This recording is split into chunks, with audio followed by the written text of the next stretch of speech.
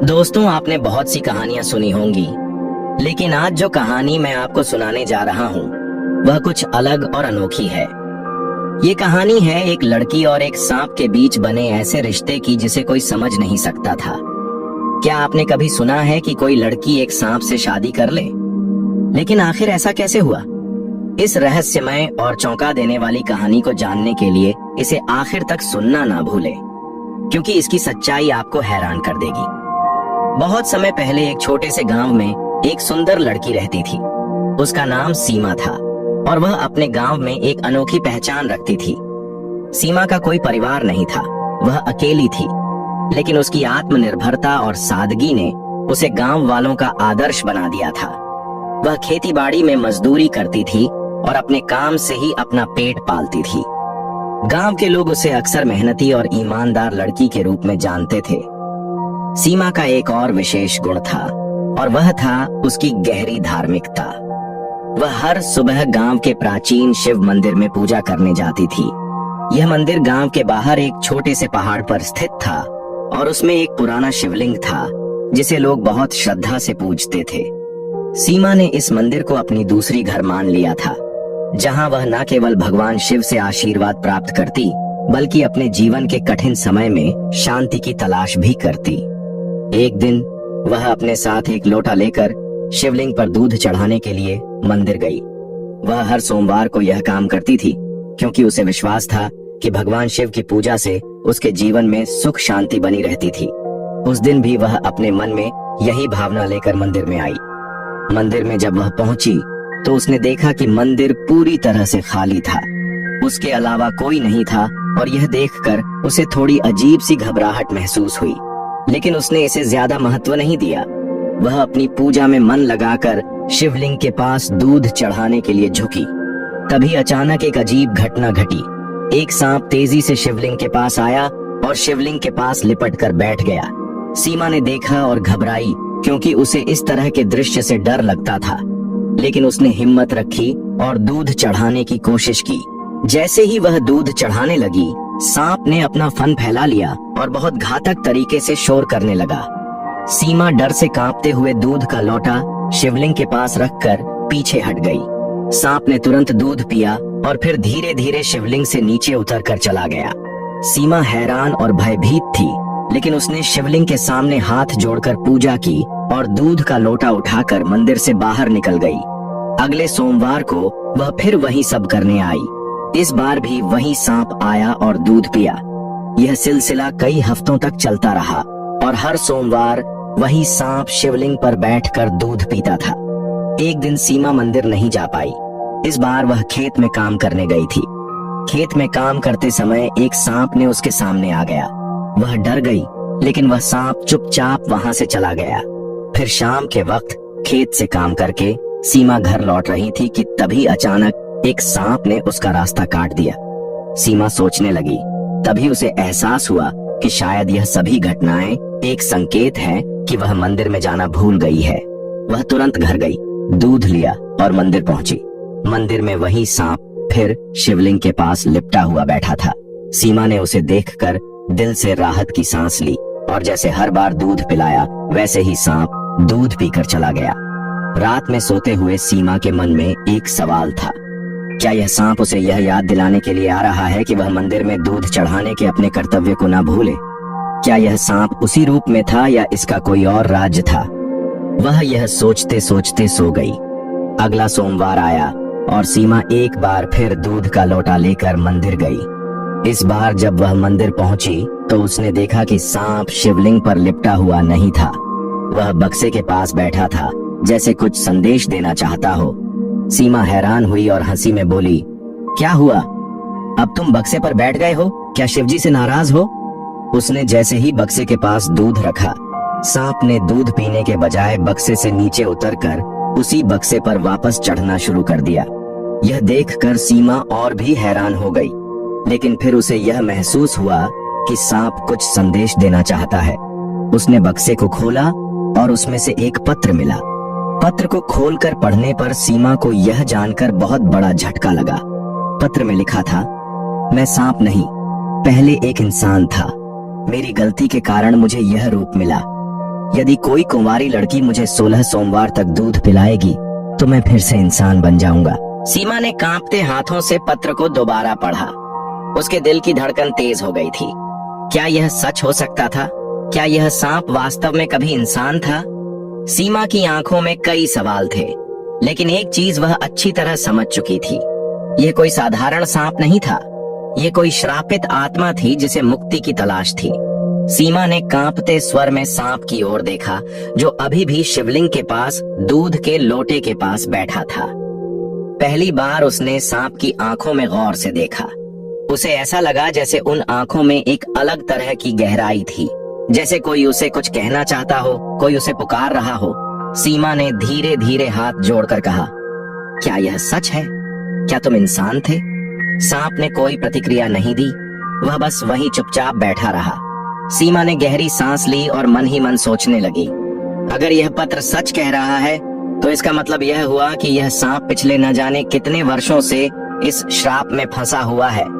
अगर मैं हर सोमवार इसे दूध पिलाऊंगी तो मैं पीछे नहीं हटूंगी। मैं इसे इंसान बनने में मदद करूंगी। उसने सांप की ओर देखा और धीरे से कहा, मैं हर सोमवार तुम्हें दूध पिलाऊंगी, चाहे कुछ भी हो जाए। मैं तुम्हें इंसान बनाने में मदद करूंगी। सीमा की यह बात सुनकर सांप पहली बार थोड़ा हिला, जैसे उसने उसकी बात समझ ली हो। फिर धीरे धीरे उसने दूध पिया और मंदिर से बाहर चला गया। अब सीमा हर सोमवार को मंदिर जाने लगी। पहले तो वह केवल दूध ले जाती थी, लेकिन अब वह फल और फूल भी चढ़ाने लगी। उसे ऐसा महसूस होने लगा था कि यह सिर्फ एक सांप नहीं था, बल्कि कोई ऐसी आत्मा थी जो इंसान बनने के लिए तरस रही थी। धीरे धीरे सीमा और सांप के बीच एक अनोखा रिश्ता बन गया। पहले जहां सीमा सांप को देखकर डरती थी, अब उसे देखकर उसे डर नहीं लगता था। वह उसके सामने सहज महसूस करने लगी थी। कई बार सीमा खेतों में काम करने जाती तो उसे ऐसा लगता कि कोई उसके आसपास है। जब वह ध्यान देती तो देखती कि वही सांप पास ही कहीं पड़ा हुआ है। वह उसे कोई नुकसान नहीं पहुंचाता, बस उसके साथ साथ चलता। सीमा मुस्कुराकर कहती, तुम अब मेरे पीछे पीछे क्यों आते हो? कहीं मुझे देखकर डर जाओगे तो नहीं? लेकिन सांप हमेशा चुपचाप बस उसकी तरफ देखता रहता। धीरे धीरे गांव के लोगों को भी यह बात समझ में आने लगी कि सीमा मंदिर में हर सोमवार जाती है और किसी सांप को दूध पिलाती है। कुछ लोग इसे अच्छा मानते थे तो कुछ लोग डरते थे। एक दिन गांव की कुछ औरतों ने सीमा से पूछा, तू हर सोमवार मंदिर में जाती है और एक सांप को दूध पिलाती है, तुझे डर नहीं लगता? सीमा मुस्कुराकर बोली, डर किस बात का? वह सांप मुझे कभी नुकसान नहीं पहुंचाता। शायद भगवान शिव ने ही उसे मेरे पास भेजा है। औरतों ने सिर हिला दिया और बोली, भले ही वह अभी कुछ नहीं कर रहा, लेकिन याद रखना वह एक सांप है। अगर उसने तुझे काट लिया तो। सीमा को उनकी बातों से फर्क नहीं पड़ा। वह जानती थी कि यह कोई साधारण सांप नहीं था और उसे किसी भी हाल में अपने निर्णय पर अडिग रहना था। अब 12 सोमवार बीत चुके थे। सीमा को लगने लगा था कि यह सांप अब उस पर पूरा भरोसा करने लगा है। कभी कभी जब सीमा थककर खेत में बैठ जाती तो सांप पास ही कहीं लेटा रहता। यह देखकर कई बार कुछ मजदूर डर जाते और भाग जाते, लेकिन सीमा कभी नहीं घबराई। वह अब खुद को सांप के और करीब महसूस करने लगी थी। उसे लगने लगा था कि यह सांप उसका सच्चा साथी बन गया है। वह अब उसे सिर्फ एक श्रापित प्राणी के रूप में नहीं देखती थी, बल्कि उसकी तकलीफ को महसूस करने लगी थी। एक रात सीमा अपने घर के बाहर बैठी थी। वह आकाश की ओर देख रही थी। चांदनी रात थी, ठंडी हवा बह रही थी, लेकिन उसके मन में कई सवाल थे। आखिर उसने कौन सी गलती की थी? कौन था वह इंसान? क्या वह सच में बदल सकता है? और अगर बदल भी गया तो क्या फिर कभी मुझसे मिलेगा? वह यही सोच रही थी कि तभी उसे अपने पैरों के पास कुछ महसूस हुआ। उसने नीचे देखा, वही सांप धीरे धीरे उसके पास आकर बैठ गया था। सीमा ने गहरी सांस ली और हल्की हंसी के साथ कहा, तुम्हें भी अब मेरी आदत पड़ गई है ना? सांप बस शांत बैठा रहा। अब सिर्फ 4 सोमवार बचे थे। सीमा हर सोमवार और ज्यादा श्रद्धा के साथ मंदिर जाती। अब वह दिन आ रहा था जब 16 सोमवार पूरे हो जाएंगे। सीमा के मन में एक अजीब सी बेचैनी थी। क्या सच में यह श्राप टूट जाएगा? अगर यह सच में इंसान बन गया तो क्या यह मुझे पहचान पाएगा? क्या वह मुझसे दूर चला जाएगा? इन सवालों ने सीमा के मन को घेर लिया था, लेकिन उसने खुद को संभाला और निश्चय किया कि जो भी होगा वह इस सांप को इंसान बनाने के अपने वचन को पूरा करेगी। आखिरी सोमवार के लिए वह तैयार होने लगी। इस बार वह केवल दूध ही नहीं बल्कि कुछ फल और पुष्प भी ले गई। सीमा की धड़कनें तेज थीं। मंदिर का वातावरण शांत था, लेकिन उसके भीतर एक अजीब सी बेचैनी थी। आज आखिरी सोमवार था, जिस दिन वह इस श्रापित आत्मा को मुक्ति दिलाने वाली थी। क्या सच में कोई चमत्कार होगा? क्या यह सांप इंसान बन पाएगा, या यह सब बस एक भ्रम था? शिवलिंग पर लिपटा सांप वैसे ही स्थिर पड़ा था जैसे हर सोमवार को होता था। सीमा ने कांपते हाथों से दूध का कटोरा उसके सामने रखा और धीरे से कहा, आज आखिरी सोमवार है। अगर पत्र में लिखी बातें सच हैं, तो आज तुम्हें अपने असली रूप में लौट आना चाहिए। सांप धीरे धीरे दूध पीने लगा। सीमा की आंखें उसे अपलक निहार रही थीं। मंदिर की घड़ियाल बज रही थी। वातावरण में एक अद्भुत ऊर्जा थी। तभी अचानक मंदिर के दीपक की लौ तेज हो गई, जैसे कोई शक्ति वहां उपस्थित हो। हवा का झोंका मंदिर के अंदर गूंज उठा और सीमा को महसूस हुआ कि कुछ अलौकिक घटित होने वाला है। जैसे ही सांप ने दूध खत्म किया, उसके शरीर में हलचल होने लगी। उसकी आंखों से एक अलग तरह की चमक छलकने लगी थी। मंदिर में मौजूद कुछ अन्य श्रद्धालु यह दृश्य देखकर भयभीत हो गए और धीरे धीरे बाहर जाने लगे। अचानक सांप के शरीर से एक हल्की रोशनी निकलने लगी। उसका शरीर कंपन करने लगा और उसके चारों ओर एक दिव्य आभा फैल गई। सीमा स्तब्ध थी। ये कोई सामान्य घटना नहीं थी। तभी सांप धीरे धीरे मंदिर के फर्श पर लेटने लगा और उसका शरीर एक उज्जवल प्रकाश में बदलने लगा। सीमा अपनी जगह खड़ी रह गई। उसकी आंखों के सामने एक अलौकिक दृश्य घटित हो रहा था। कुछ ही क्षणों में सांप पूरी तरह प्रकाश में समा गया और वहां एक युवक प्रकट हुआ। उसकी उम्र लगभग 25 से 26 वर्ष रही होगी। लंबा, तेजस्वी और गंभीर व्यक्तित्व। उसकी आंखों में शांति और दर्द का मिश्रण था, मानो कई वर्षों की यातना सहने के बाद वह अब स्वतंत्र हुआ हो। सीमा को अपनी आंखों पर विश्वास नहीं हो रहा था। उसके सामने जो खड़ा था वह वही श्रापित आत्मा थी जिसे वह इतने महीनों से दूध पिला रही थी। युवक ने धीमी आवाज में कहा, सीमा, तुम्हारा धन्यवाद। अगर तुम ना होती तो मैं कभी अपने असली रूप में वापस नहीं आ पाता। सीमा की आंखों में आश्चर्य और जिज्ञासा थी। उसने धीरे से पूछा, तुम कौन हो? तुम्हें यह श्राप क्यों मिला था? युवक ने गहरी सांस ली और बोला, मेरा नाम राहुल है। सदियों पहले मैं एक राजकुमार था, लेकिन अहंकार और क्रोध के कारण मैंने एक महान साधु का अपमान किया था। उन्होंने मुझे श्राप दे दिया कि मैं एक नाग के रूप में जन्म लूंगा और जब तक कोई सच्चे मन से मुझे 16 सोमवार तक दूध नहीं पिलाएगा, तब तक मैं इस योनि में ही फंसा रहूंगा। तुमने न केवल मुझे मुक्त किया, बल्कि मेरी आत्मा को भी शुद्ध कर दिया। सीमा अवाक थी। उसे समझ में नहीं आ रहा था कि वह इस पर विश्वास करें या नहीं। क्या यह सच था? क्या यह वही श्रापित राजकुमार था? राहुल ने सीमा की ओर देखा और कहा, अब जब मैं मुक्त हो गया हूँ तो मुझे अपने राज्य लौटना होगा, लेकिन मैं तुम्हारा यह उपकार कभी नहीं भूल सकता। सीमा की आंखों में हल्की नमी थी।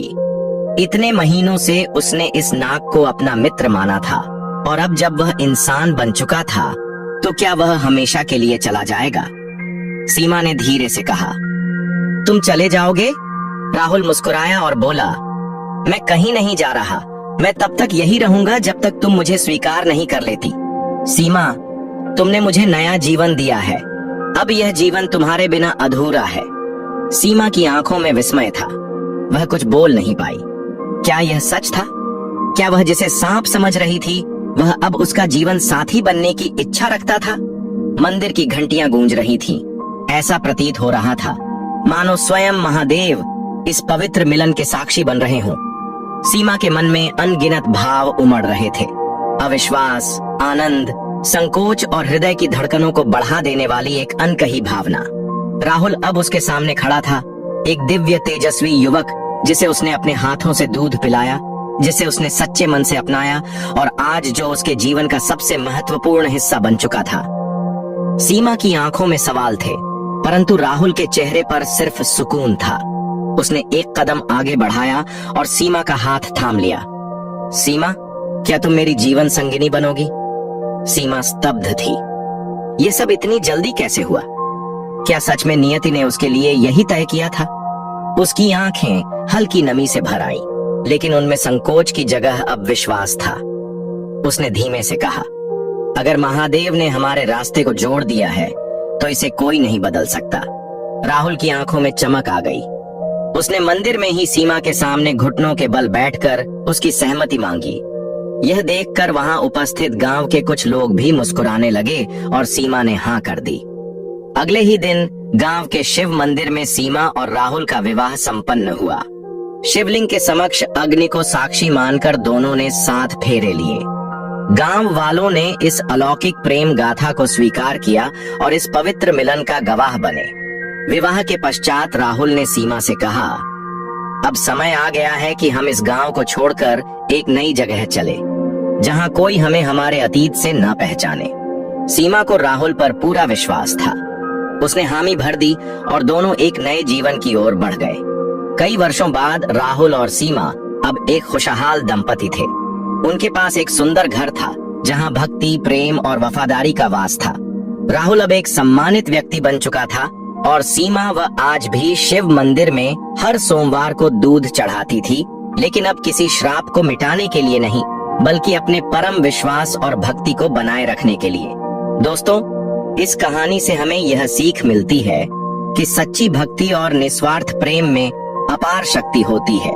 जब हम सच्चे दिल से किसी की मदद करते हैं और अपने कर्तव्यों को निभाते हैं, तो ईश्वर भी हमारी राह आसान कर देते हैं।